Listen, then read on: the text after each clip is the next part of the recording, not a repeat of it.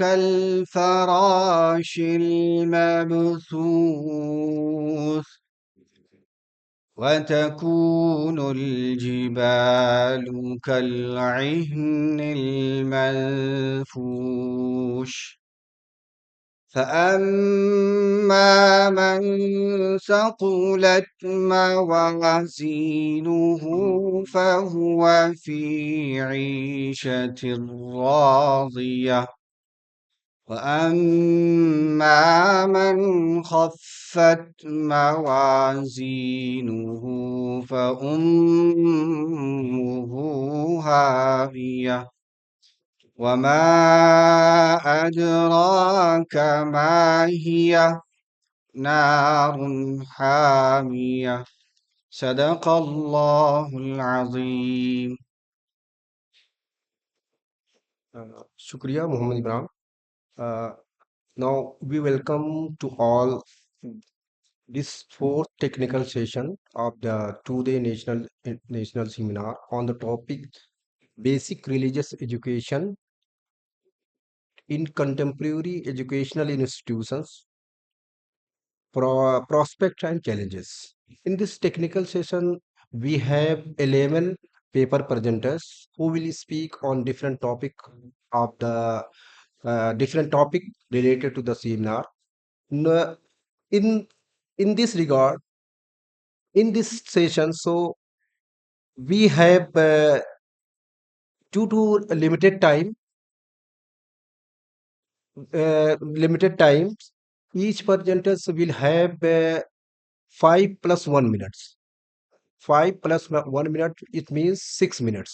So I kindly request all the presenters, please keep in mind and try to finish their paper within the given time to ensure the smooth and timely session.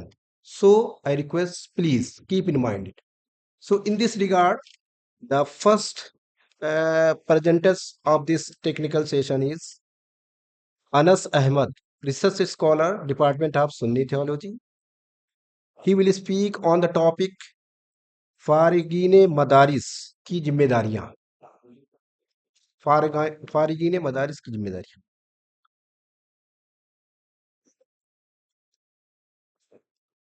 السلام علیکم ورحمۃ اللہ وبرکاتہ. بسم اللہ الرحمن الرحیم.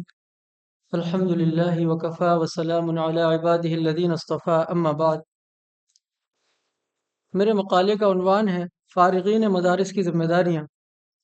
مدارس اسلام کے ایسے قلعے ہیں جہاں قرآن و حدیث کی روشنی میں معاشرتی، سماجی و تعلیمی اصلاح کا درس دیا جاتا ہے. اسلام کی ترقی و بقا، تعلیمات اسلامیہ کی نشر و اشاعت اور قرآن و حدیث کی دعوت و تبلیغ میں مدارس کا ایک عظیم کردار رہا ہے. مدارس نے ہمیشہ قوم و ملت کو ایسے افراد فراہم کیے ہیں جنہوں نے اسلام کا پرچم کبھی سرنگو نہیں ہونے دیا. مدارس ہی نے علامہ ابن تیمیہ، امام غزالی، ابن رشد، شیخ احمد سرہندی، امام ابو حنیفہ، امام ابو یوسف، امام شافعی، امام احمد بن حنبل رحمہم اللہ وغیرہ جیسے اسلام کے سپوت پیدا کیے جن کے دلائل کے آگے باطل جھاگ کی طرح بیٹھ گیا. چونکہ اسلام ایک عالمگیر مذہب ہے، لہذا پوری دنیا میں اس کی دعوت کو پھیلانا ہر مسلمان کا فرض منصبی ہے.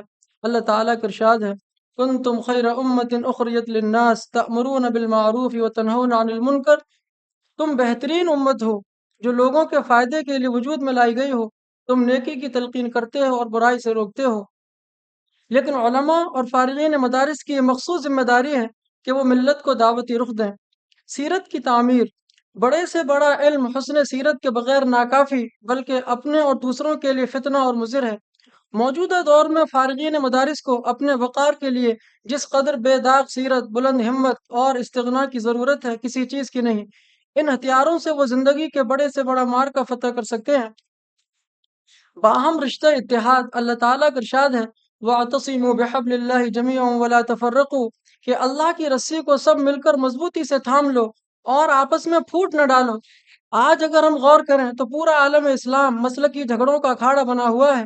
ضرورت اس بات کی ہے کہ علماء کرام میں رشتہ اتحاد مضبوط سے مضبوط تر ہو اور کسی بھی طرح کی سازش اس رشتہ اتحاد کو کمزور نہ کرنے پائے. علامہ سید سلیمان ندوی رحمۃ اللہ علیہ حیات شبلی میں تحریر فرماتے ہیں کہ علماء کرام میں باہم ایسا رشتہ اتحاد ہو اور بحیثیت ایک جماعت کے ان کا یہ علمی و مذہبی وقار ہو کہ سارے مسلمان ان کی پیروی کو شعار بنا لیں اور ان کو پوری قوم پر پورا اختیار حاصل ہو۔ اخلاص للہیت، اخلاص ایک بنیادی اور جوہری صفت ہے اور کسی بھی عمل کے مقبول ہونے کے لیے شرط اول ہے۔ اللہ تعالیٰ کا ارشاد ہے وَلَٰكِن كُونُوا رَبَّانِيِّينَ بِمَا كُنتُمْ تُعَلِّمُونَ الْكِتَابَ وَبِمَا كُنتُمْ تَدْرُسُونَ، لیکن تم لوگ اللہ والے بن جاؤ اس لیے کہ تم کتاب الہی کو پڑھاتے رہے ہو اور جو کچھ پڑھتے رہے ہو اس کا یہی نتیجہ ہونا چاہیے۔ مطالعے کا ذوق و شوق، موجودہ دور کے فارغین مدارس میں مطالعے کا ذوق و شوق کم ہوتا جا رہا ہے۔ عالمی تاریخ، مختلف اقوام و ملل کی تاریخ اور بالخصوص عالم اسلام کی تاریخ کے اہم مراحل سے علماء کرام کا واقف ہونا ضروری ہے۔ پھر ان تحریکات سے بھی انہیں باخبر ہونا چاہیے جو مختلف ادوار میں اہل حق اور علماء دین نے ملت کی آزادی اور دین کے تحفظ کے لیے برپا کی ہیں۔ جدید علوم سے واقفیت، آج مغرب کے مستشرقین نے عربی اور اسلامی علوم پر تحقیق کے نام سے ایسے زہریلے لٹریچر کا انبار تیار کر دیا ہے جس کا مقصد دین کے بنیادی مسلمات کو مشکوک بنانا ہے۔ یہ لٹریچر جدید ذہن کی نفسیات کے مطابق اور اس اسلوب میں تیار کیا گیا ہے جو آج کے ذہن کو اپیل کرنے کی پوری صلاحیت رکھتا ہے، اور عالم اسلام کا کوئی خطہ اس کے زہریلے اثرات سے خالی نہیں ہے۔ اس زہر کا تریاق فراہم کرنا علماء کرام کی ذمہ داری ہے اور ان عصری علوم کی تحصیل لازمی ہے جن کو اس کا ذریعہ بنایا گیا ہے۔ خلاصہ کلام یہ ہے کہ آج کا دور ملت اسلامیہ کے لیے انتہائی کرب و بے چینی کا دور ہے۔ ملک دشمن عناصر ہمیں سکون سے جینے کا حق نہیں دے رہے، اوقاف کی زمینوں کو ہڑپنے کی سازش ہے، یونیفارم سول کوڈ کے ذریعے مسلمانوں کی مذہبی آزادی کو ختم کیا جا رہا ہے۔ ایک دو زخم نہیں ہے جسم ہے سارا چھلنی، درد بیچارہ پریشاں ہے کہاں سے اٹھے۔ چنانچہ جس طرح ہمارے اکابر نے ملت کی رہنمائی کا جو مثالی فریضہ انجام دیا ہے، آج کے حالات میں وہ ہم سے برابر کا تقاضا کر رہا ہے کہ ہم بھی فراست کے ساتھ، دیدہ وری کے ساتھ اور مجاہدانہ ذوق و شوق کے ساتھ اس راہ پر آگے بڑھتے رہیں۔ نگاہ بلند، سخن دل نواز، جاں پرسوز، یہی ہے رخت سفر میرے کارواں کے لیے۔ وآخر دعوانا الحمدللہ رب العالمین۔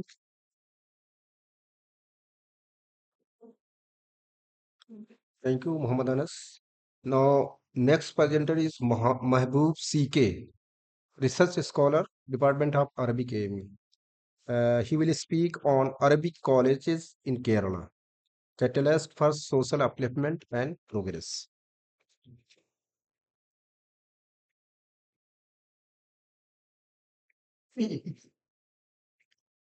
السلام عليكم ورحمة الله وبركاته. الحمد لله رب العالمين، والصلاة والسلام على رسوله الأمين وعلى من تبعهم بإحسان إلى يوم الدين. أما بعد. Respected chair and teachers and my dear friends, today I am honored to present the topic Arabic colleges in Kerala, catalysts for social upliftment and progress. This discussion will be explore the significant role of the Arabic colleges in Kerala play in promoting education, fostering socio-economic development, and driving cultural integration. To begin, Kerala, renowned for its high literary rates, inclusive educational system. Arabic colleges in Kerala are educational institutions run by non-governmental communities, integrating religious and secular education for foster academic excellence and moral values among the students. Arabic colleges, deeply embedded in Kerala educational landscape, serve as a testament to this progressive ethos, founded on principles of inclusivity and intellectual pursuit. These institutions have long been pivotal in not only academic success but also in social transformation. Arabic colleges in Kerala offer a comprehensive curriculum that encompasses both traditional Islamic studies and contemporary subjects. This dual focus equips students with a broad knowledge base, enabling them to navigate and contribute to both Islamic and secular sphere effectively. By providing access to education for students from diverse backgrounds, these colleges act as a vital agents of social upliftment. Moreover, these institutions have been instrumental in promoting gender equality with significant female enrollment. Arabic colleges empower women through education, thus contributing to broader socio-economic progress. Educated women are pivotal in fostering inclusive growth, uplifting communities, and deriving sustainable development. Another vital aspect of Arabic colleges is their role in preserving cultural and linguistic heritage while fostering global understanding. By offering courses in Arabic and hosting international seminars and exchange programs, these colleges create an environment where ideas and culture can be shared and celebrated, enhancing intracultural dialogue and respect. Furthermore, graduates from these colleges often taken on leadership roles within their communities, helping implement social welfare programs, advocating for human rights, and contributing to the socio-economic development of Kerala. Their unique blend of modern and traditional knowledge allows them to address contemporary challenges with innovative solutions grounded in cultural authenticity. In conclusion, Arabic colleges in Kerala are more than educational institutions. They are dynamic catalysts for social upliftment and progress by providing inclusive and comprehensive education, promoting gender equality, preserving cultural heritage, and fostering intellectual dialogue. They are shaping a more educated, equitable, and harmonious society. As we move toward a globalized future, the contribution of these colleges will continue to resonate, inspiring us to embrace education as a tool of positive changes. Thank you for your timing and attention. Assalamu alaikum rahmatullahi wa barakatuh. Now, next presenter is Shahnuz Shahnaz Noor, PG student. Her topic of presentation is pedagogical strategies for religious education.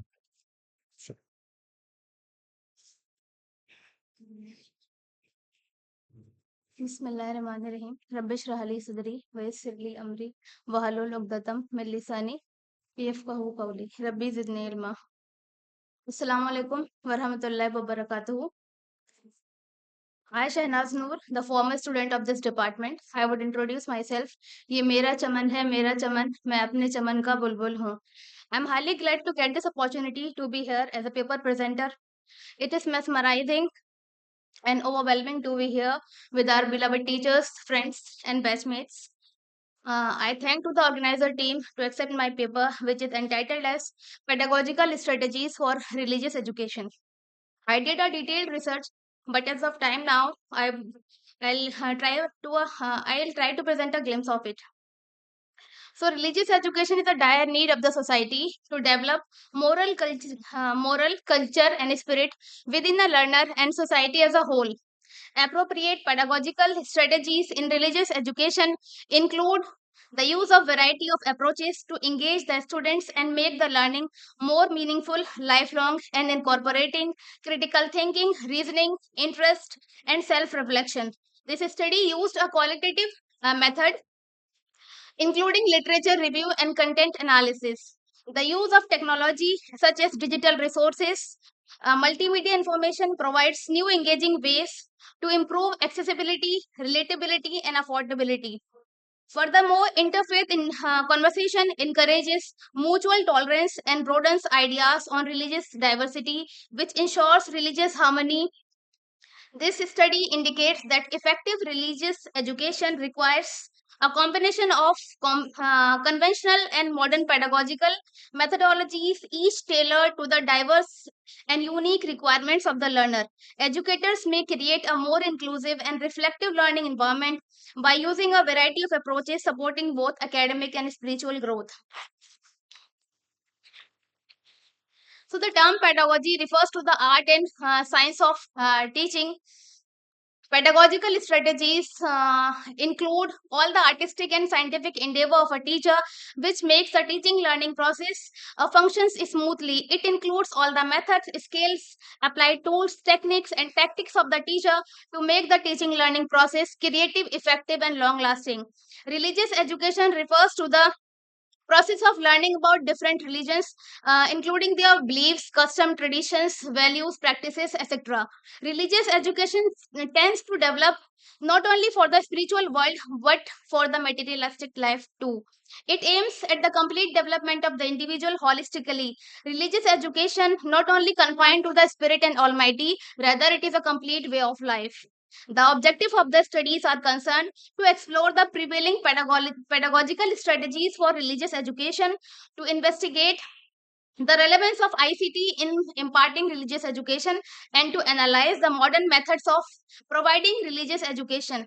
So, religious education is not a new phenomenon, rather, it is being imparted from the ancient times, but the methodology has been I would say transformed significantly. In an ancient time, it was being imparted orally. There were no structure and institution. But as of now, religious education has been structured and formally being imparted in the schools and in institutions. The methods of religious education must be involved as per the time and need of the society to manifest the best in man. So, significance of the study: religious education prepares the individual succeed in both the worlds, that is material and the spiritual world. And religious education gives exposure to the individual, certain experiences, inculcate values, and provide opportunities to balance both the worlds. So, as a teacher, we need a sound methodology to prepare our individual to succeed in both the worlds. So, methods of teaching are the methods of teaching are. I'm presenting the ideal self demonstration. Teacher can potentially inculcate many religious etiquettes and manners by demonstrating and reflecting their sound personality. For example, tolerance, unity, love, forgiveness, compassion. We indirectly learn from our teachers. Uh, Teachers are the role models for the students. Usually, we students like to behave like our ideal teacher. It is the best indirect method of imparting religious education. And next is expository method, which is whatever students are need to know, the teacher would instruct in a logical and or planned manner. Memorization method, another is revision and repetition method. Questioning and question answer and discussion method, which provides ample opportunities to collaborate and gives with the thinking uh, uh, constructive thinking, cooperation, tolerance, etc. Explanation method, in which teacher is desired to proceed the content in the lucid manner by involving the relevant, suitable, and easy example, so that there may no chance of any doubt. Discussion method, I told. Narration method, the skill of narration enables the teacher to come very close to the heart of the student and attracting their undivided attention. For example, the story of the Prophet Abraham when he demolished the idols at the house of Kaaba can be beautifully narrated. That how Prophet Abraham cleverly, intelligently demolished all the idols at the house of Kaaba and hang the axe on the I would say that biggest idol. So this will attract the span of attention of the student, and they'll have the longer retention of the concept. Observation method, when we get the chance to see, experience, here, we learn better. Another is experiential learning, project method, storytelling, inquiry based, comparative and interfaith education, use of technology and multimedia. Dialogical method, differentiated instruction, community resource person, role play, and dramatization. uh, Beside that, maxims of teachings of religious education are simple to complex, known to unknown, concrete to abstract, whole to part, psychological to logical, analysis to synthesis, empirical to rational. Lastly, I would conclude the effectiveness of religious education depends on how the educator strategize pedagogy to teach religious values, beliefs, and ethics in a way that not only help to learn but also foster faith, moral character, and spiritual development in the learner. What is needed? A holistic pedagogical approach to religious education should be learner-centered, interactive, and and flexible enough to suit different ages and learning abilities. The role of the teacher is not only to instruct, but also to model the values taught, demonstrating faith, compassion, and integrity in interaction with students. Lastly, I would say the effective religious education goes beyond the classroom. It should inspire lifelong learning and spiritual growth, equipping students with the moral and ethical foundation needed to be navigate life challenges. Ultimately, religious education aims not only at providing information but transformation. Using proper pedagogical techniques, the teacher can develop person who do not only understand their faith but live it and produce a just, compassionate, and spiritually rich society. Alhamdulillah Rabbil Alameen. Thank you, everyone. Thank you, Shahnaz Noor. Now, I would like to call Ayman Ishrat, Research Scholar, Department of Islamic Studies. Her topic, her presentation is Sir Syed Ahmed Khan's Vision of Islamic Theology. Ayman Ishrat.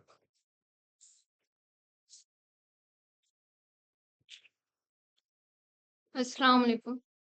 It is honor and privilege to stand before you and speak about one of the greatest reformer in the 19th century, Sir Syed Ahmad Khan. Sir Syed Ahmad Khan, his contribution to education, social and religious harmony remain as relevant today as they were during his lifetime. Sir Syed Ahmad Khan was just not an educationist, but as a visionary leader who understood the socio-political problems faced by Muslim in British India. He lived in a time of immense turmoil, witnessing the decline of the Mughal Empire, 1857 War of Independence, and the rising dominance of British colonial rule. Faced with this reality, he realized that education, unity, and modern thoughts were the only ways to forward for the Muslim community. In my paper, I have discussed about the Sarsiyyat visions of Islamic theology. One of the most remarkable contribution for was his inclusive approach to Islamic theology. At a time when sectarian division between Sunnis and Shias often created discord, Sir Sayyid championed the idea of unity through education. He recognized that these divisions weaken the Muslim community and prevent them from progressing. So, to bridge this gap, he established Sunni and Shia theology department at the Aligarh Muslim University. This was an extraordinary step reflecting his deep commitment to inclusivity and mutual respect. His vision was not just about imparting religious education, but also about creating a culture of dialogue, understanding, and scholarly exchange between different sects of Islam. In the second section of my paper, I have mentioned how Sir Syed balanced Sunni and Shia relations. Sir Syed Ahmad Khan adopted a pragmatic and inclusive approach to sectarian harmony. His efforts can be summarized in four key strategies. First, education as a unifying force. Through AMU, he provided a shared space where Sunni and Shias could learn together. He emphasized rational thoughts and modern science alongside religious education. Second, focusing on common Islamic beliefs. He encouraged Muslims to focus on what united them belief in Allah, the Quran, and the Prophet Muhammad sallallahu alaihi wasallam, rather than their differences. He discouraged divisive theological debates that only depend sectarian rifts. Third, avoiding controversial theological disputes. Unlike many scholars of his time, Cersei refused to engage in sectarian polemics. Instead, he promoted mutual respect and coexistence, urging Muslims to work together for their common good.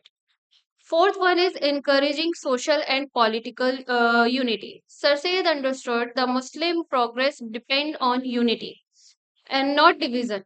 He advocated for collaboration in education, economics upliftment, and political representation.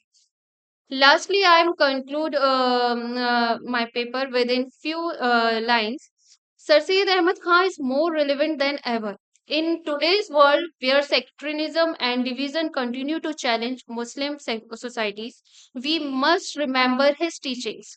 First, education is the key to progress. Second, unity is more important than differences. Mutual respect and understanding can overcome sectarian divides.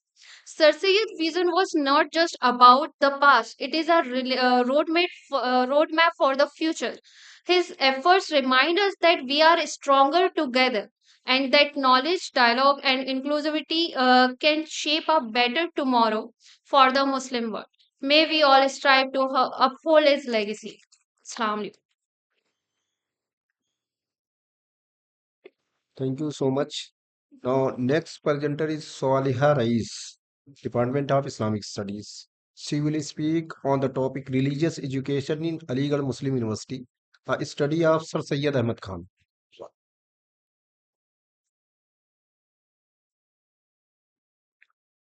رب اشرح لي صدري ويسر لي أمري واحلل عقدة من لساني يفقهوا قولي. Respected teachers and students, Assalamu alaikum. My topic is Religious Education in Aligarh Muslim University, a study of Sir Syed Ahmad Khan. Bombed Anglo-Indian College turned into Aligarh Muslim University in 1920 in first education institute in modern India that emphasized the role of religion education in the character building of a student of modern disciplines.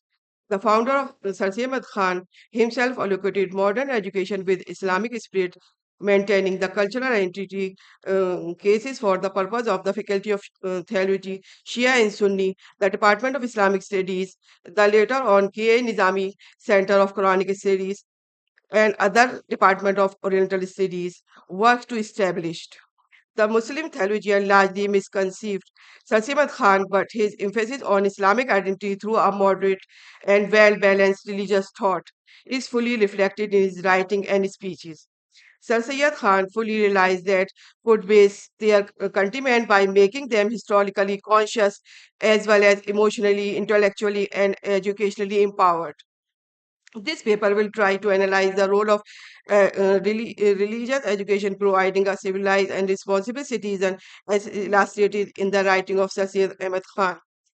Sir Syed Ahmad Khan was the chief architect of Muslim modernism in India. He fought relentlessly against backwardness, narrow-mindedness, and superstitions, and the way for a scientific approach without which mental and material development is impossible. His teaching mostly focused on creating scientific awareness among the people in general and Muslim in particular. He held education as the panacea for the social, political, economic ill of human society. Sir Syed Khan, the founder of Aligarh Muslim University, was a visionary leader who sought to harmonize religious education with modern scientific learning. He believed that education without a religion foundation was like a body without a soul. Sir Syed's approach to religious education was progressive for his time. He encouraged the Muslim community to embrace modern education while remaining rooted in their religious belief. Sir Syed, Sir Syed views of value of education. Sir, Sir, Sir Syed have unshaken faith in Islam. His value of education are oriented toward Islamic values. It is reflected in his educational aims given below. To develop scientific temperament in students, to awake the intellectual and help in building up of an enlightened and integral moral personality, to foster and cultivate inherent potentially of child through education, thereby enabling him to march toward progressive development both individually and collectively. The greatest aim of education and training was to engender piety, morality, and humanness in human beings. Education should aim at harmonious cultivation of physical, moral, intellectual aspect of human nature. Training is moral and character building was an important component of Sasiyat educational programs to develop secular values, liberty, conscience, and freedom of expression. Summarizing the aim of education, Sarsia said, philosophy will be in our right hand, and the natural science is our left hand, and the crown of sacred Kalma, there is no God but Allah, and Muhammad, peace be upon him, his prophet, will adorn our head. The above mentioned aim of education indicate that Sarsiat was an educator of both modern and traditional values. Sarsia's vision for religious education at Aligarh Muslim University was to blend traditional Islamic teaching with contemporary scientific knowledge, fostering a community that both devout and progressive. Thank you for all. Aslan. Thank you so much. Now, next presenter is Abdul Hasib, research scholar, Department of Political Science. Abdul Hasib, is it he present or not? Abdul Hasib, perhaps he is not present. Now, next presenter is Sumaila Shakil, PG student, Department of Education, AMU Aligarh. Her topic of presentation is teaching competencies for religious education in 21st century madrasas, exploring philosophy and feasibility.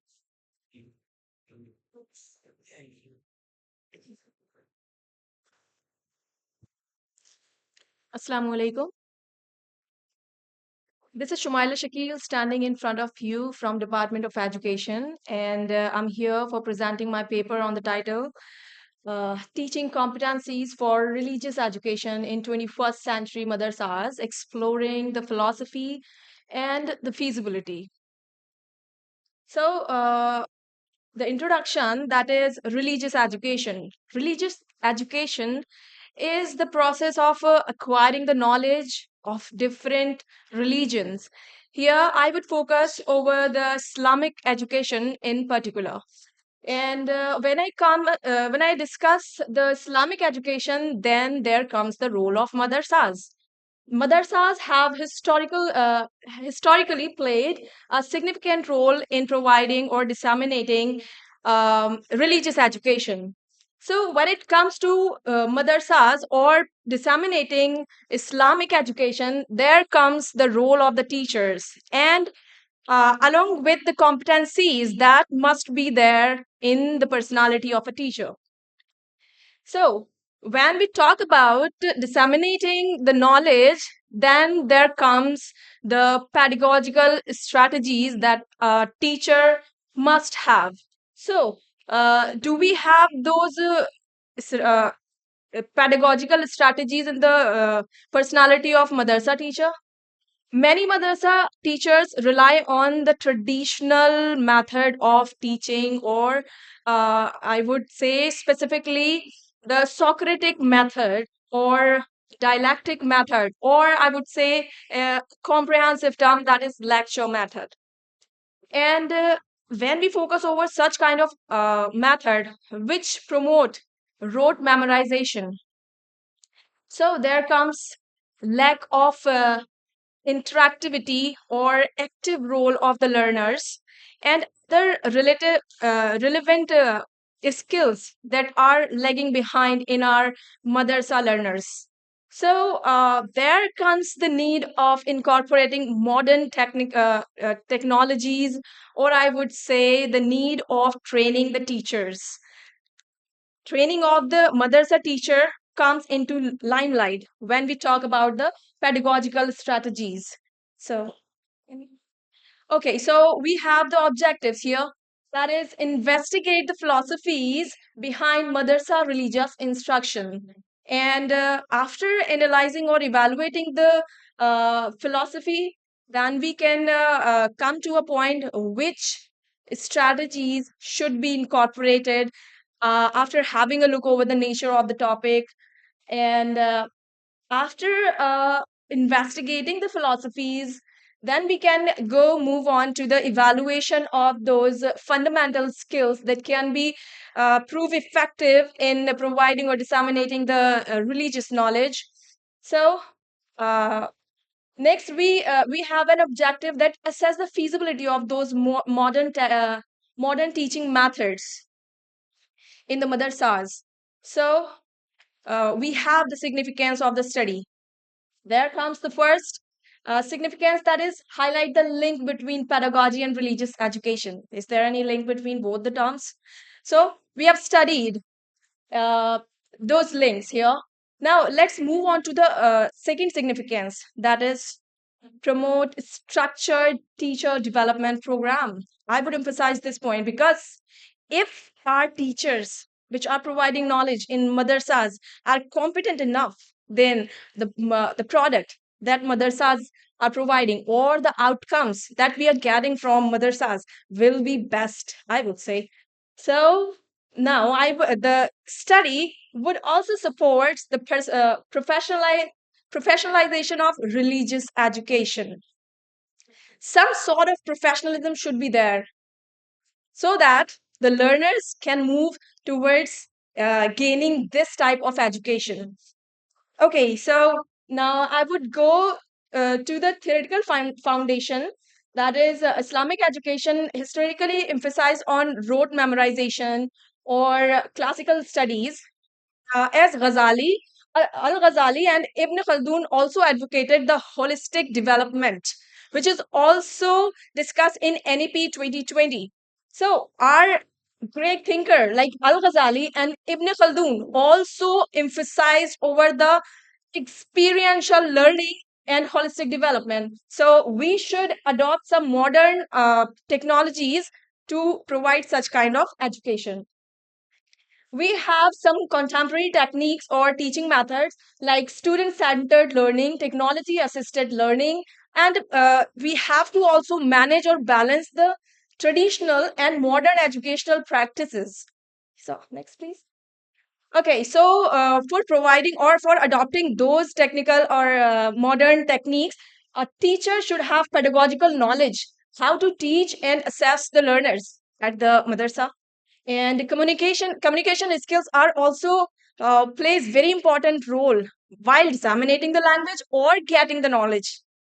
uh, our learners understand what Quranic study is all about? So we should understand what Quran says. So well, let's have the competencies further. We have the methodologies that are used for studying the paper is qualitative in nature. Next, sir. Okay, so our findings says the teachers of madrasa rely over the memorization, more over the memorization, which reflects the lack of structured teaching training in madrasa teachers. So I would emphasize my point, teaching training program must be there for madrasa teachers. Okay, so many of my findings are there, but one of the key finding is we should provide training to the madrasa teacher. Thank you so much for listening to me very carefully. Jazakallah khair. Assalamu alaikum. Thank you very much for the presentation. Now, next presenter is Dr. Javed Ahmed Malik, former doctoral fellow, IUST Avantipura, Kashmir. He will speak on the topic the prophetic seerah and exploration of its relevance in contemporary religious education.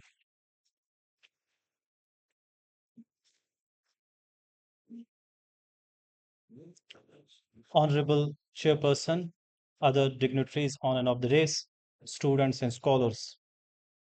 So my paper highlights the relevance of prophetic seerah in contemporary religious education. In the inception, the introduction carries this statement that the humans have this inborn tendency to be influenced more by the character and personalities of the individual than the content of their message. That is why biographies of the prominent and significant personalities have had always held a significant place in the historical literature. Notably, the divine guidance of humanity was more often facilitated through sending the prophets than through revelation of sacred scriptures. So, this underscores the transformative power of notable personalities, which can have a more lasting impact on the behavior and character of individuals than only mere written words.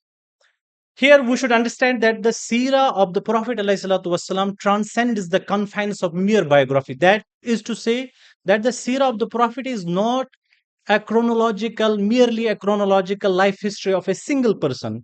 Rather, it's the history of a complete civilization that has conquered the lands, the hearts, and minds of the entire medieval era. The prophetic character has been described as Uswatul Hasana, that is the quintessential model, which the word Uswa explicitly covers every aspect of human life.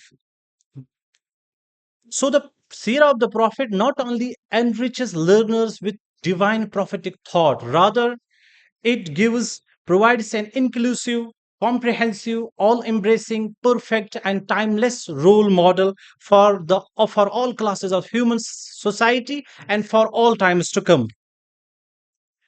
Since we claim that the seerah of the Prophet ﷺ is the only role model, so this demand and this claim demands that the historicity of the prophetic seerah should be an established fact, and undoubtedly it is an established fact, not only being discussed by the Muslim scholars but by the non-Muslim, including the Orientalists as well. For example, this statement has been discussed by Allama Shibli in his famous Muqaddimah of Sirat al-Nabi. For example, P.K. Hickty is a Lebanese Christian scholar and expert on Semitic history. He says that Muhammad is the only one of the world prophets to be born within the full light of history. Another Orientalist is D.S. Margol. He is very well known, infamous for his bigoted views about the Prophet ﷺ. Still, he, in the introduction, in the inception of his book, famous book Muhammad, he says the biographers of the Prophet Muhammad form a long series which is impossible to end, but in which it would be honorable to find a place. We believe that Quran is the last word and the last guidance from Almighty Allah. And the prophetic seerah is also an essential source of understanding the Quran as well, because there are innumerable Quranic ayat and surahs whose true meaning cannot be comprehended unless and until related aspects of the prophetic seerah are not explored. Hazrat Aisha emphasized its extraordinary significance by describing the prophet as the living model example of the Quran.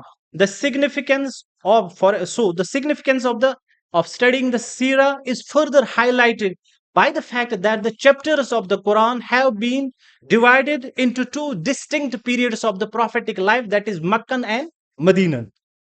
Dr. Hamidullah says that racism and economic imbalances were the two causes behind conflicts in pre-Islamic Arabia. The Seerah reveals how Prophet ﷺ eliminated these problems within the society and resolved them with minimum resources in a short period of time through different moves like mu'akhat. So, for example, another scholar is Dr. Mahmoud Ahmad Ghazi. He says that today the call for universality is being proclaimed on every front on global front. Sorry, he says that it's in vain unless and until principles like justice, peace, equality, equal access to knowledge are not implemented. The seerah of the Prophet ﷺ demonstrated how Prophet implemented these principles. For example, every individual, regardless of his age, color, creed, caste, ethnicity, religion, he enjoyed equal justice and equality in everything. Even the Prophet, God forbid, even the Prophet's own daughter had committed theft, her hands too would have been cut off.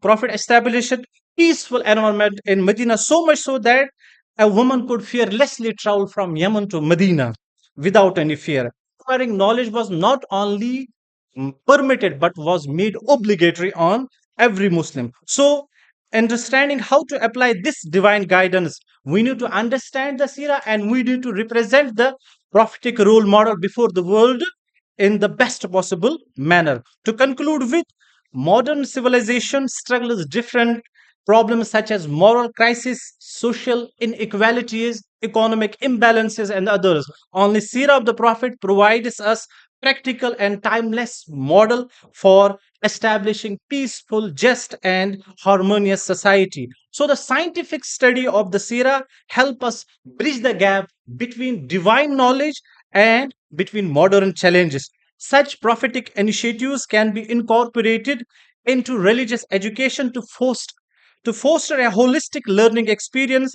and to make compatibility between faith and reason. That is very key issue for establishing and solving moral and intellectual problem in the contemporary religious education. Thank you so much. Thank you so much. Now I would like to call Amna Sidra, Research Scholar, Department of Islamic Studies. Her topic of presentation is Role of Religious Education in Shaping Youth Identity. Amna Sidra.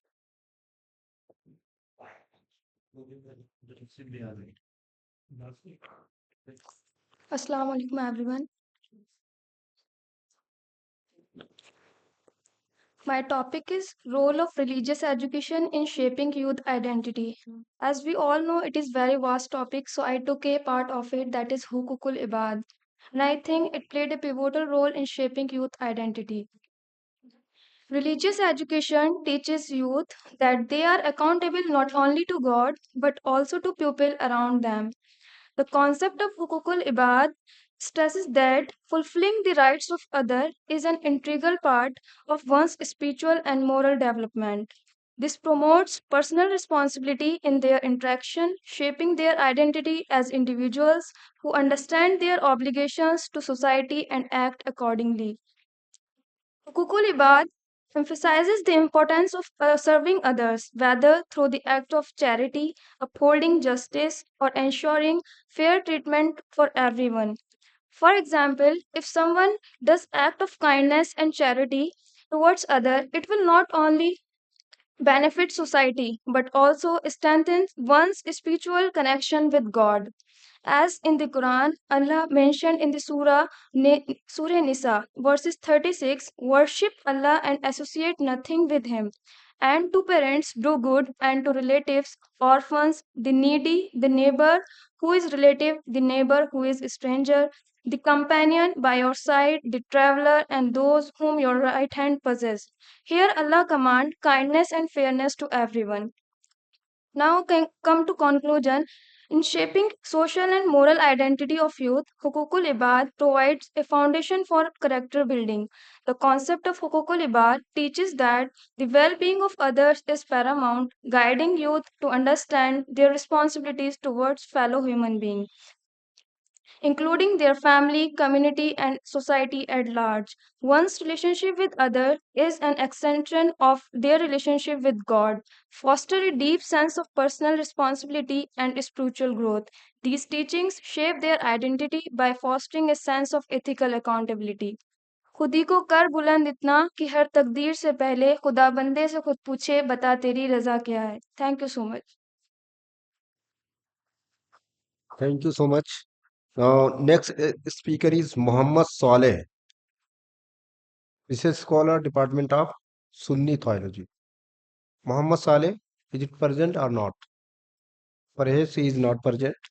Now, next presenter is Gibran Kazmi, Department of Islamic Studies, Aligarh Muslim University. He will speak on the topic Study on Religions in Educational Institutions, a way to tackle uh, exo, uh, exonophia in society.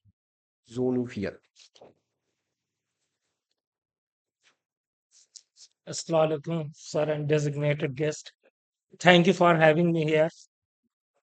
My topic is study on religions in educational institutions, a way to tackle xenophobia in society.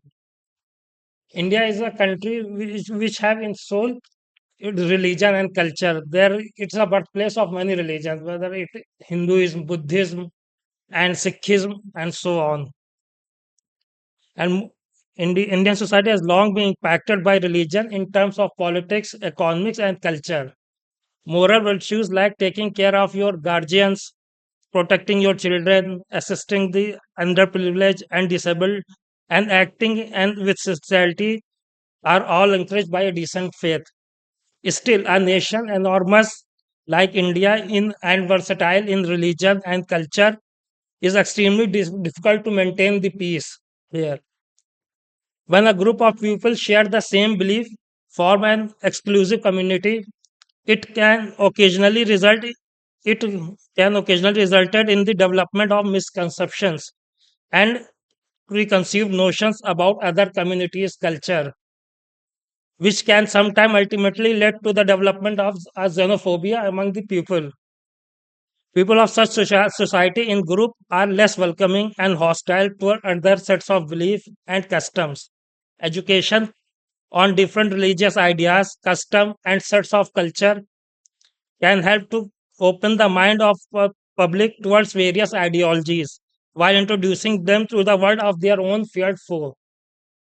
And it is and religious education is not a new topic in India. From ancient time, it was the part of the curriculum.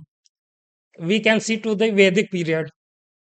Vedic period has used religion to infuse a spirit of piety and righteousness among its students, developing high character, fostering personality development, instilling civic and social values. And when we look at the Buddhist pattern of education, they instill in its students free spirits and intelligence, moral, non-violence, and create a secular man. They are free of, they try to make their students free of desire, ignorance, and greed.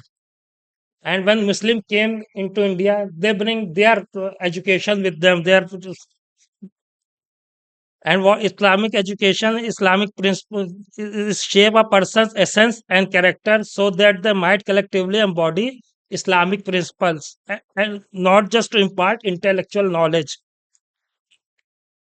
Muslim scholars frequently define education from three different perspectives, which are reflected in various concepts introduced. These include tarbiyah, which emphasizes on individual physical and intellectual development, and tahzeeb, which emphasizes the development of good human beings who are knowledgeable about their faith and the noble codes of conduct. They can, and the last one is talim, the teaching of learning based educational process. But we see in colonial British India, paradigm has shifted toward the more goal oriented and objective based studies.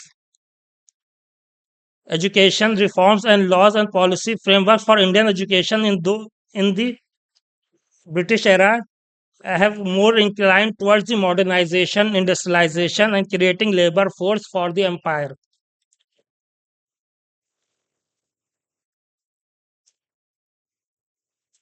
Still, there let many gurukuls, many madrasas to run, and they also contributed to the development of Sanskrit. Even they allowed the education, religious education, to be prosper in Indian subcontinent. But we see in post-Indian India, post-independent India, due to due to communal tensions in the air and partition, Nehru and Gandhi separated the religious education from secular education. They had focused more on the development of skills and and the scientific approach towards education.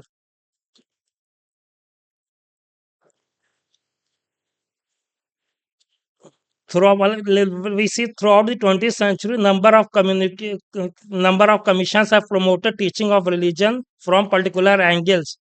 But we can, but due to the volatile condition of the Indian subcontinent in those time due to partition, India-Pakistan war, it was a practical reason to separate the religion from education. to maintain peace in the Indian subcontinent. But when one considers the social and political importance that religious traditions have played throughout Indian history, as well as the country's currently lively religious life, the gap in religious studies is particularly noticeable. Studying religion is essential if one wishes to comprehend the recent global revival of spirituality and religious frenzy, as well as decline of the prevalent secular ideology in many nations. The absence of religion from curriculum can lead to pause on development of students' moral and religious sensibilities, which can result in conceit and vanity among public and students.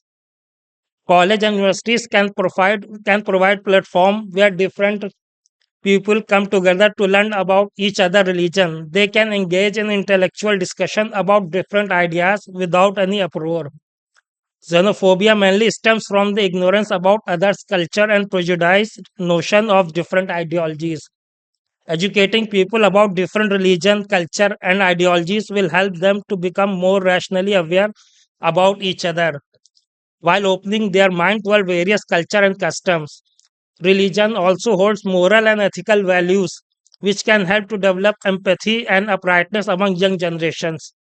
People values People tend to fear less with the things they know to understand in comparison to things that they have lack information about or seem alien to them.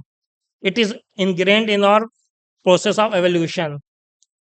Most I will conclude my paper as most policymakers favor secular education before and promotion of science related sources may be due to the India's diversity of religion and creeds and the practical need to maintain peace. In light of current issues facing both individually, individual countries and humanity at large, it is imperative that we consider the religious studies in Indian higher education and offer recommendations for how the discipline should advance.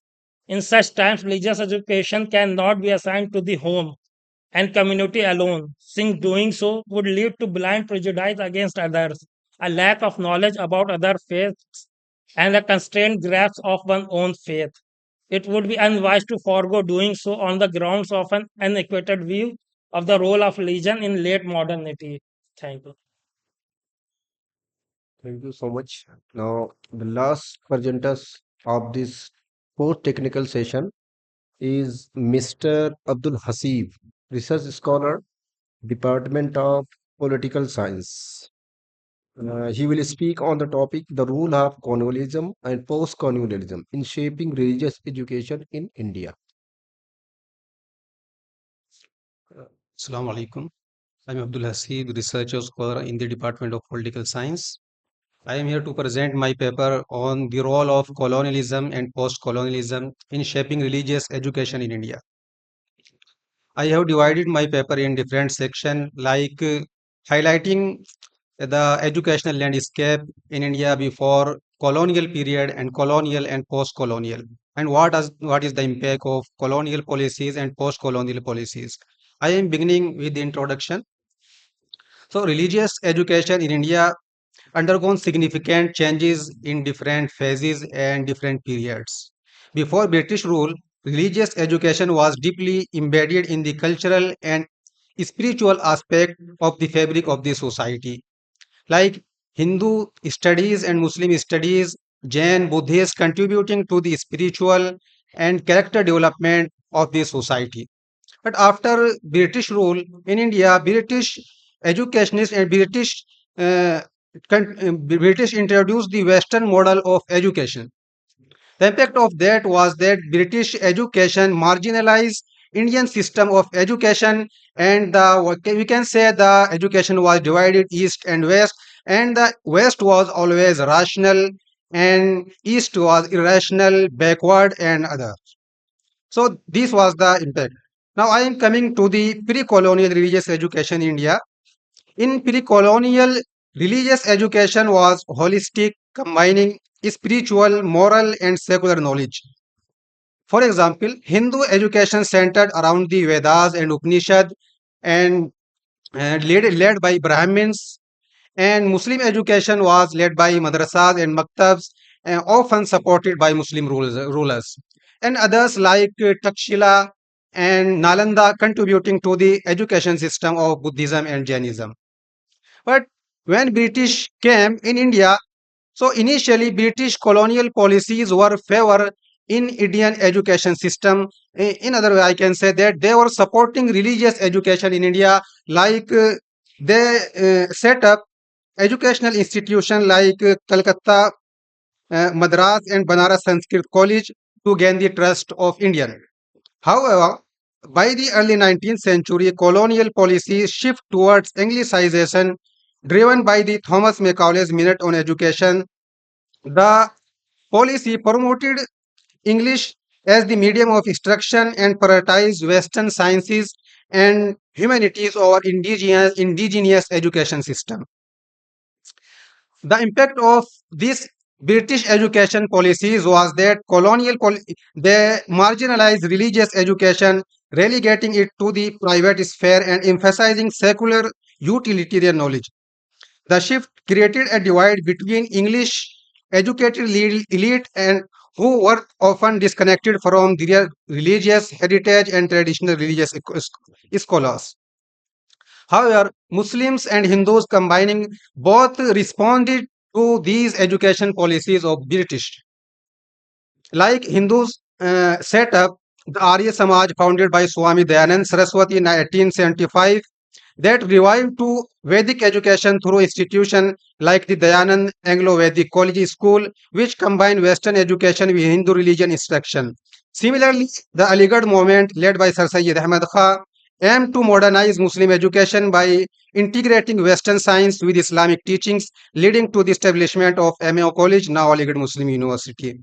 Other movements such as Darul Deoband focus on preserving traditional Islamic education and moral development and character development in response of British education policies and to preserve religious education and Muslim identity in India. On the other hand, we saw the development of Nadwatul Ulama that adopt a middle path by combining religious studies with modern subjectives. These efforts reflected a broader struggle to balance tradition and modernity in the face of colonial phase. Now I am coming to the phase of post-colonial India. When we talk about post-colonial India, so India adopted a secular framework for education as enshrined in the Constitution of India, and that no one is compelled to attend religious instruction in any educational institution funded by the government. However, the Constitution of India allowed minorities and others to establish their educational institutions and give religious education in their institutions. However, in recent decades, the rise of Hindu nationalism has led to the saffronization of education. With efforts to promote Hindu-centric narratives in school curricula, this has sparked debates over the distortion of historical narratives and marginalization of non-Hindu education to Indian history and culture. Critics argue that such efforts mirror colonial efforts of control, prioritizing nationalist pride over critical thinking and intellectual freedom. Because these debates, like we often see, why are reading about Aurangzeb and Akbar, they are not our pride. So this type of saffronization of Indian education has led to the debate about the religious education and secular framework. Although Constitution of India and different education policies, and we can say like new education policy does not specifically talk about religious instruction in educational institution, and it is still a secular framework. But we can say the dominance of Hindutva nationalist and their feelings in educational institution, like I can say yoga. Although yoga is a practice of exercise, but, we can say in the name of yoga, Hinduism and their culture is being promoted, like Surya Namaskar, that is not allowed in other religious education. So I can conclude that religious education and secular framework in India continue to debate and tension about the in between different communities. Thank you. Now, before inviting our chairperson, the house is open for question and answer session. If any type of questions, queries, comment, observation, he or she ask. Any type of questions to anyone?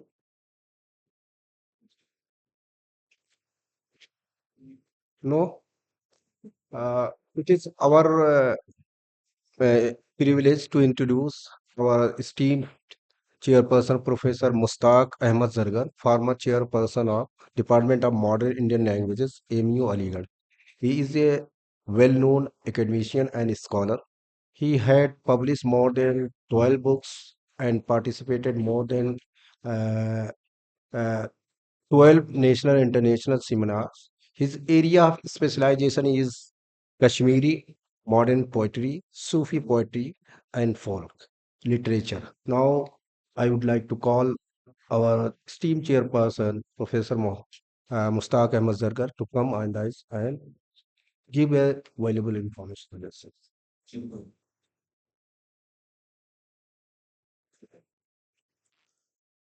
अज़ां हो रही है 1 minute ठहर हाँ अच्छा wait करनी है अज़ान के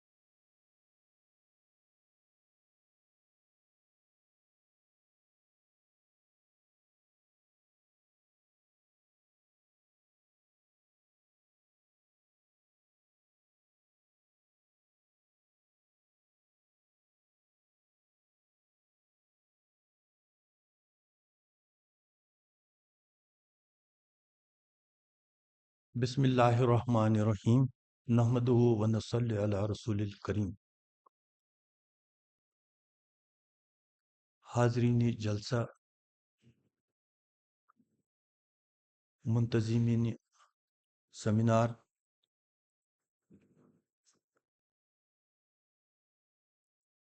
और मुंतज़मीन फ़िक़्ह एकेडमी रिसर्च स्कॉलर्स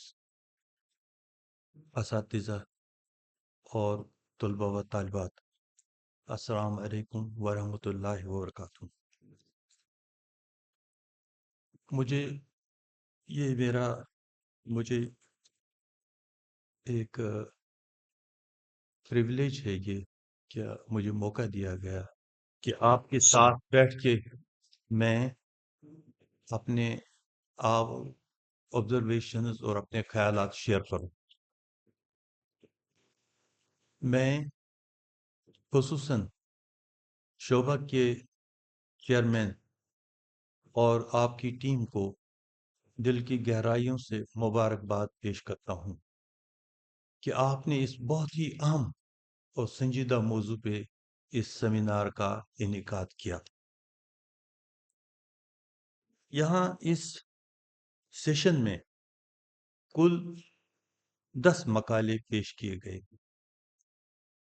मैं फर्दन अगर इनका जिक्र करूं या इन पे बात करूं तो मुझे लगता है कि ये जसारत होगी कुछ न कुछ क्योंकि मेरा बुढ़ापा है याददाश्त कमज़ोर है कुछ छूट जाए तो उसके लिए मैं माजरत खा हूं लेकिन मैं एक जनरल जो परसेप्शन इन पेपर्स की के बारे में मेरा है वो ये है कि आपने मेहनत की और आप सामने आए उसके लिए आप काबिल मुबारकबाद हैं लेकिन हमेशा हर चीज में बेहतरी की गुंजाइश موجود رہتی ہے. آپ نے جتنی بھی کوششیں کی اس کو اگر آپ تھوڑا سا اور امپیٹس دیں، تھوڑا سا اس پہ زور دیں، تو یہ آپ کے پیپرز اور زیادہ بہتر ہو سکتے ہیں. اور پیپر لکھنے کے ساتھ کچھ چیزوں کے بارے میں ہمیں پیپر کے بارے میں محتاط رہنے کی ضرورت ہوتی ہے، کیونکہ ایک دم ہم سب پرنسپلز اپنے یہ طلبہ پہ اس پہ نافذ نہیں کریں گے. اساتذہ سے بھی یہ چھوٹ جاتے ہیں تو ایسی بات نہیں ہے، تو یہ ہو ہی جاتی ہے. لیکن ہماری جو نیت ہو کہ وہ صرف کاپی پیسٹ کی نہ ہو، پھر ہم علم نہیں آئے گا. آپ اس میں جھانکیے، اور ہسٹری ضرورت کے مطابق ہی اس میں دینے کی ضرورت ہے. باقی کچھ نہ کچھ آپ کا اپنا، اس میں آپ کہاں ہے، آپ کا اپنا زاویہ نگاہ کیا ہے، وہ جب آئے گا جب اس کے پراسپیکٹس پہ آپ غور کریں گے، جب اس کے چیلنجز آپ دیکھیں گے. یہ صرف کتاب ٹھیک ہے، کتابوں میں آج سے 50 سال پہلے لکھا گیا، 100 سال پہلے لکھا گیا، 20 سال، وہ اس زمانے کے چیلنجز تھے. آج کے چیلنجز ہم جانتے ہیں، آج کے چیلنجز پہ ہمیں غور کرنا ہے، اسی لیے بار بار سیمینار ہوتے ہیں. دوسری بات یہ ہے کہ مطلب ٹھیک ہے، آپ کیونکہ ہم انگریزی ہماری مادری زبان نہیں ہے، اس میں کچھ نہ کچھ وہ مطلب رہتی ہے، لیکن اس کو بھی تھوڑا بہتر کرنے کی ضرورت ہے. اور ہمیں پہلے یہ دیکھنا ہے کہ یہ جو سیمینار کا جو تھیم ہے، پیپر اس کے ارد گرد ہو. اور دوسری بات، یہ جو آپ کا پیپر ہو اس میں مطلب وہ صرف اس میں وہ ہے نا، وہ الائڈ والا معاملہ نہ ہو، اس کے ساتھ کچھ نہ کچھ ربط، اس کا ربط صرف مطلب زبردستی پیدا کرنے کی کوشش نہیں کرنی ہے، اپنے کنٹینٹ کو بہتر کر کے وہ کرنا ہے. چونکہ صبح سے یہاں کئی سیشن ہو گئے ہیں اور اس پہ سیر حاصل بحث ہو گئی ہے یہاں اس سیمینار میں، تو اس سے پہلے کہ میں چند پھر اپنی آبزرویشنز کیے، میں کچھ چیزیں میں نے یہاں چونکہ مطلب یاد نہیں رہتے ہیں اس لیے میں نے نوٹ ڈاؤن کی ہے، تو وہ آپ کے گوش گزار کرتا ہوں. یہ 2 منٹ میں ختم ہوگا. میں ہی اپنا محتسب بن جاؤں ورنہ دوستو، زخم یہ گزرے دنوں کے اب مگر دیکھے گا کون. مسلم دنیا میں متوازن تعلیمی نظام رائج تھا. قرآن، حدیث، سائنس، ریاضی اور فلسفہ تعلیمی نصاب کا اہم جز تھے، اور مسلم دنیا ترقی کے اعلیٰ مقام پر فائز تھی. لیکن بقول شاعر، ہم فقیروں کو کبھی راس نہ آیا ورنہ، ہم فقیروں کو کبھی راس نہ آیا ورنہ، ہم نے پایا تھا مقدر تو سکندر جیسا، ہم نے پایا تھا مقدر تو سکندر جیسا. سقوط بغداد کے بعد نظام تعلیم یکسر بدل گیا. تصوف، شاعری، علم بیان اور سطحی مذہبیات پر زور دیا گیا. نشاط ثانیہ کے بعد نیا زاویہ نظر پیدا ہو گیا.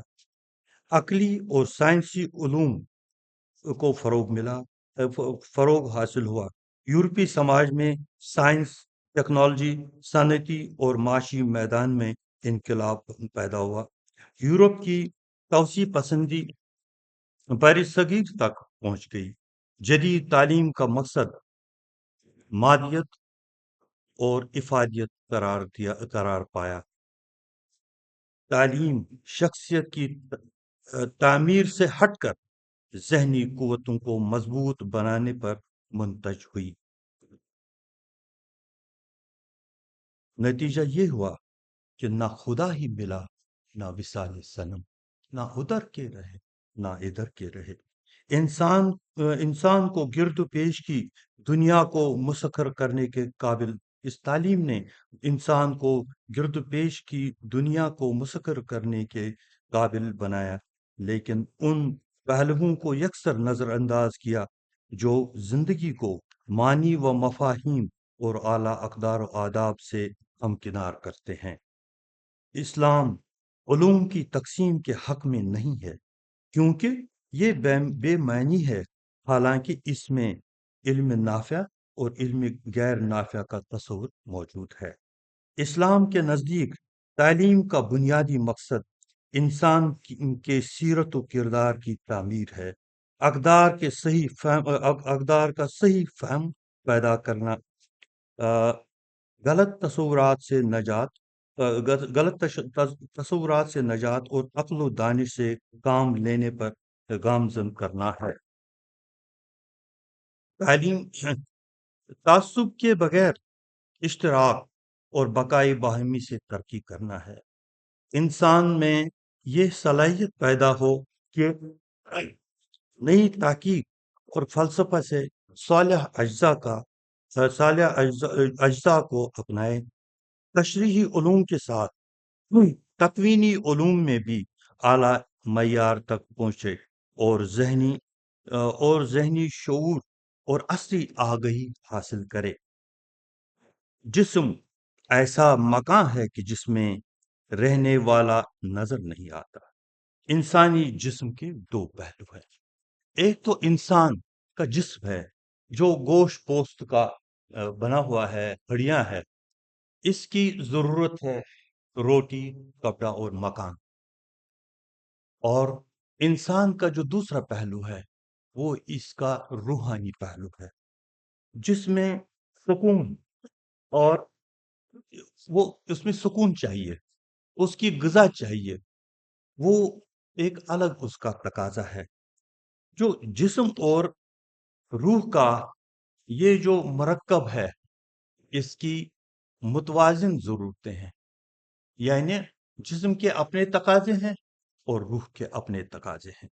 لیکن ہم جب یہ جو جس معاشرے میں ہم رہتے ہیں، اس میں ہمیں یہ دیکھنا ہے کہ ہماری ضرورت کیا ہے۔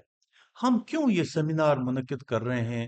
اس بات پر غور و فکر کرنے کے لیے کہ ہم جو ہمارے جدید انسٹیٹیوشنز ہیں، ماڈرن یہ جو ہمارے تعلیمی ادارے ہیں، اس میں ضرورت کیا ہے ہمیں ریلیجس ایجوکیشن شروع کرنے کی۔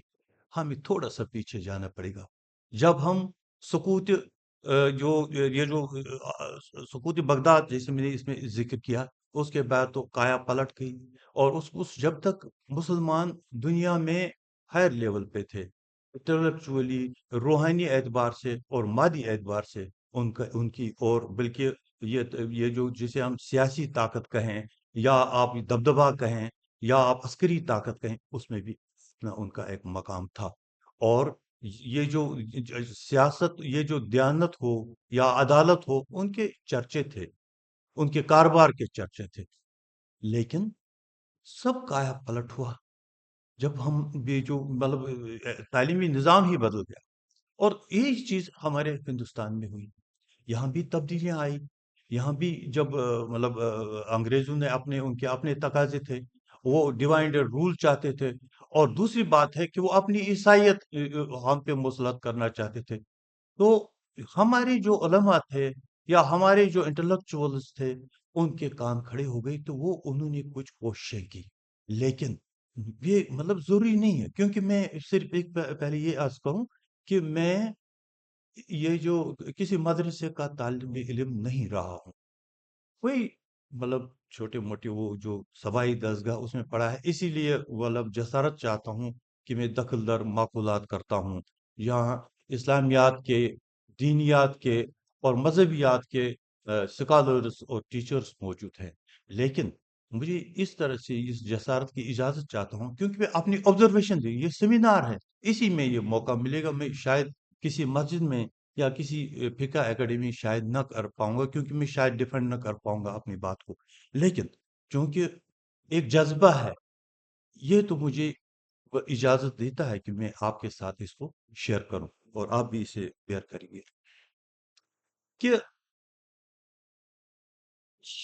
ہم جو چاہتے ہیں کہ آج ماڈرن انسٹیٹیوشنز میں ہم یہ اپنی دینی تعلیم شروع کریں، سرکار نہیں چاہتی ہے، کیونکہ جو آثار و کنایا ہمیں دیکھتے ہیں، مجھے یاد آتا ہے کہ اپنے بچپن کے زمانے میں ہمیں دینیات پڑھائی جاتی تھی 5ویں کلاس تک، اور اس کے وساطت سے مجھے وہ جو عرب ممالک ہیں، ان کی تہذیب یا ان کا تھوڑا موڑا کچھ وہ جغرافیہ، ہسٹری تھوڑی سی معلوم ہوئی، لیکن اس کے بعد یکایک یہ چیز بند ہو گئی۔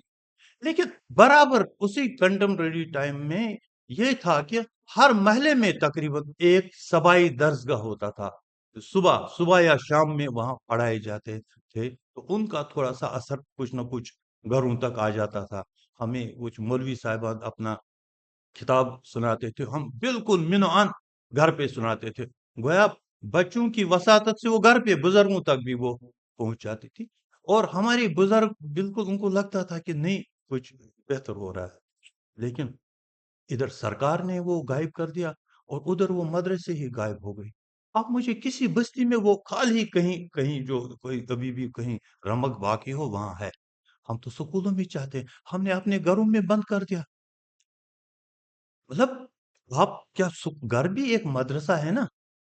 اور ہر بچے کے کسی نے پوچھا کہ بھائی کیا حال ہے، تو صاحب نے بتایا، کہا ہر بچہ اپنا اپنا موبائل لے کے ٹھیک ہے، بیگم بھی ٹھیک ہے، بیٹی بھی ٹھیک ہے. اتنا کنٹینٹ ہے جو آپ کو برائی پہ اور اتنا یہ جو بالکل بےہودگی پہ ابھارتا ہے. تو صرف سکول کی آپ کے میں اس کے خلاف نہیں ہوں، میں صرف سوال پیدا کرتا ہوں، میں آپ آبزرویشن دیتا ہوں کہ بہت نکل گیا ہے، پانی بہت بہ گیا ہے اور ہم بہت لیٹ جگے. اچھا، جب ہم نے ادارے کھولے جو دینی تعلیم ہمیں دے رہے ہیں ہمیں بچوں کی، تو گورنمنٹ کہتی ہے کہ وہاں آپ یہ ماڈرن ایجوکیشن لائیے نا. گرچہ بہت سکولوں مدارس میں بہت حد تک وہ کیا گیا ہے، لیکن وہ بھی ریلیکٹنٹ ہے، اس میں تھوڑا سا ان کو کچھ ریزرویشنز ہیں کہ یہاں کچھ معاملہ ہے، ہم کیوں کریں، ہم پہ کیوں مسلط کرتے ہیں. دوسری بات یہ ہے کہ ہم یہ جو ایک یہ جو ملٹی کلچرل سوسائٹی میں رہتے ہیں، ملٹی لنگول، یہ جو ملٹی ریلیجس کنٹری میں رہتے ہیں اور ورلڈ میں رہتے ہیں. تو ایک ہی کلاس میں ہندو بھی ہے، مسلمان بھی ہے، سکھ بھی ہے، عیسائی بھی ہے. تو ایک سوال ہوتا ہے، لیکن اس میں یہ ہے کہ ہاں ٹھیک ہے، ایک وہ پیریڈ ہے، ہر آدمی اپنا اپنا ٹیچر ان کو پڑھائے گا ایک پیریڈ، کوئی مطلب فکر کی بات نہیں ہے. دوسری بات میں یہ عرض کروں کہ اب مسئلہ یہ ہے، اب کنٹینٹ پہ آئے گا مسئلہ، پڑھانا کیا ہے. اب سر سید احمد نے جو اس کو بانپا کہ یار یہ ہم نے یہ جو ریلیجس ایجوکیشن کے ادارے الگ کیے اور ماڈرن سائنس کے الگ کیے، ہم نے تو خود ہی یہ کہیں میتھڈالوجی میں ہماری پرابلم ہے، ہم نے خود ہی الگ کر دیا. اب ہم نالاں کیوں ہیں، یہ سوال بہت اہم ہے. نالاں اس لیے ہیں کہ ہماری جوان نسل ہم سے گئی. سر سید نے اس زمانے میں فرمایا تھا کہ یہ انسٹیٹیوشن اس لیے قائم کیا گیا کہ یہاں کے اسٹوڈنٹس کے ایک ہاتھ میں قرآن، ایک ہاتھ میں سائنس اور فلسفہ، اور سر پہ لا الہ الا اللہ محمد رسول اللہ صلی اللہ علیہ وسلم کا تاج ہوگا. اور انہوں نے کہا اگر آپ اسلام سے گئے پھر آپ کا ہم سے کوئی تعلق نہیں. ہم اسلام کے کون ہیں؟ ہم حیدری فکر ہے نئی دولت عثمانی ہے، تجھ کو اسلاف سے کیا نسبت روحانی ہے. کیا کسی چیز کے ہم دعویٰ کرتے ہیں اس میں. اور بالکل ٹھیک ہے، ہم ایسے جیسے چلو ہے ہی مسلمان نام کے تو ہیں، کرنا بھی چاہیے. لیکن میں یہ عرض کروں کہ چیلنجز بہت بڑے ہیں، چیلنجز اتنے سارے ہیں. یہ جو جیسے اچھا سر سید نے جو کیا اس نے تاکہ یہاں بیلنسڈ ایجوکیشن رہے، اور یہاں جو اقامتی ہال ہیں اس میں یہ ذمہ داری تھی کہ وہاں بھی کچھ نہ کچھ دینی تعلیم کا. مجھے بتائیے کتنے حال میں یہ ہم باہر نہیں جائیں گے، ہمارے ہاتھ میں ہے کتنے حال میں ہے. اور ہمارا تھیولوجی ایک پیپر پڑھایا جاتا ہے، کتنے لوگ پڑھتے ہیں. اور میں کیونکہ لینگویج اور اس سے تعلق رکھتا ہوں، مجھے تھوڑا سا ان کی معلومات، اور کتنا پڑھتے ہیں اور کتنا پڑھاتے ہیں. اور دوسری بات ہے کہ ایک ادارہ ہے، ٹھیک ہے، اس میں جب ہم مسلک پہ اس کو الگ کریں گے، وہ چیز کریں گے، تو اسلام کہیں غائب ہو جاتا ہے. اور ہم لال پیلے ہو جاتے ہیں جب مسلک کی طرف بات آتی ہے. ہم اسلام پہ کچھ بھی وہ برداشت کرنے کے لیے تو، لیکن مسلک پہ نہیں. میں یہ بتا رہا ہوں کہ ہماری نسل اب جی مسئلہ یہ ہے کہ یہ جو اولڈ ایج جو ہاؤسز ہیں ان کی تعداد بڑھتی جا رہی ہے. اس میں جو ہمارے ماں باپ بوڑھے وہ جو بالکل بے سر و پا وہاں بیچارے وہاں یہ بڑھ رہے ہیں. اور ہماری نئی نسل تعلیم حاصل کر کے یورپ بھاگ رہی ہے، عرب بھاگ رہی ہے، سب چیزیں ہیں، مکان خالی ہیں. کہیں پہ نوکر ہے، کہیں پہ وہ بوڑھا باپ ہے، کہیں پہ وہ بوڑھی ماں اکیلی ہے. کون ہے؟ اب ہم اس میں ہمارا بھی قصور ہے، اس میں ماں باپ کا بھی دخل ہے، کیونکہ ہم چاہتے تھے ہمارا بیٹا، اور یہ ہمارا سسٹم، ایجوکیشنل سسٹم چاہتا ہے کہ یہ بہت بڑے تاجر بنے، بہت بڑے سائنٹسٹ بنے، یہ پیسہ کمانے والے بنے. اب ہم اس میں بالکل ترقی، اس میں کوئی غلطی نہیں ہوئی، اس میں تو ہے، اس میں ہم بالکل یہ مطلب بہت آگے ہیں. ایسا ہے، سکون نہیں ہے. پیسہ ہے، احترام نہیں ہے. پیسہ ہے، سب چیز ہے، تعلیم ہے، عورتوں میں، بچیوں میں، لڑکوں میں، لیکن کیا احترام ہے؟ کیا عزت ہے؟ میری بیٹی پڑھتی ہے، میری پوتی پڑھتی ہے، میری بہن پڑھتی ہے اسکولوں میں، کتنے محفوظ ہیں ہم. بالکل میں کہہ رہا ہوں چیلنجز ڈھونڈیے نا، ان سوالوں کے جواب ہمیں ڈھونڈنے ہیں. میں یہ عرض کروں کہ ہونی چاہیے.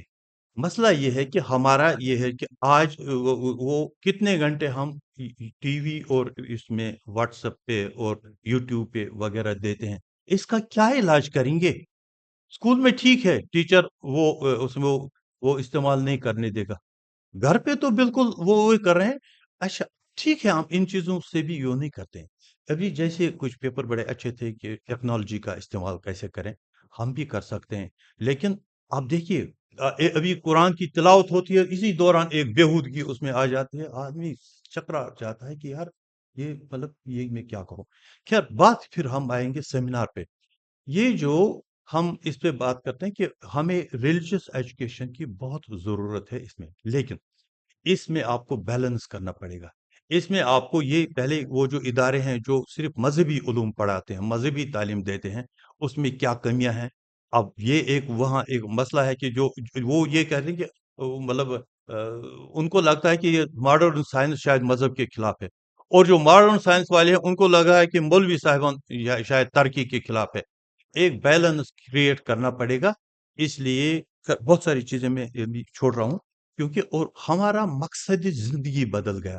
کیونکہ جب ہم اسلام کی بات کرتے ہیں، یہ توحید، رسالت اور آخرت ہماری بنیادی فکر کی بنیادی 3 مطلب جز ہیں. اور ہمارا ایک مقصدی زندگی ہے کہ یہ قرآن کے مطابق کہ یہ جو زندگی ہے یہ آخرت کی کھیتی ہے. ہم نے دنیا کی کھیتی وہ تو خوب ہو رہی ہے، آخرت کی کھیتی نہیں ہے. اسی لیے میں کہہ رہا ہوں کہیں ہم ضائع تو نہیں ہو رہے ہیں، کیونکہ اللہ نے ہمیں پیدا کیا، کوئی مقصد تھا، وہ مقصد غائب ہو رہا ہے. اس لیے لازمی ہے، بالکل یہ کوشش رہنی چاہیے. لیکن اس میں بہت ہی ہم اب کہیں گے، ابھی جیسے ہونی چاہیے، سیرت کا پارٹ ہونا چاہیے، قرآن کا پارٹ ہونا چاہیے بھائی. لیکن وہ سٹیجز کے اعتبار سے، ایک تو بچوں کی ذہنی استطاعت اور وہ گریڈنگ کے حساب سے اس میں ٹیکنوکریٹس ہماری مدد کر سکتے ہیں، اس میں ہم ٹیکنالوجی کا یوز کر سکتے ہیں. اور بہت ہی مطلب یہ بہت ہی اہم چیز ہے، لیکن کوشش ہونی چاہیے. لیکن چیلنجز ہیں، چیلنجز کا کیا کریں گے، اس کے جوابات ہمیں تیار رکھنے پڑیں، پھر ہمارا یہ مطلب کہیں پہ اس کی شنوائی ہوگی. بہت شکریہ مجھے، کیونکہ وہ کہتے ہیں کہ گفتار کے اسلوب پہ قابو نہیں رہتا جب روح کے اندر متلاطم ہوں خیالات. شکریہ.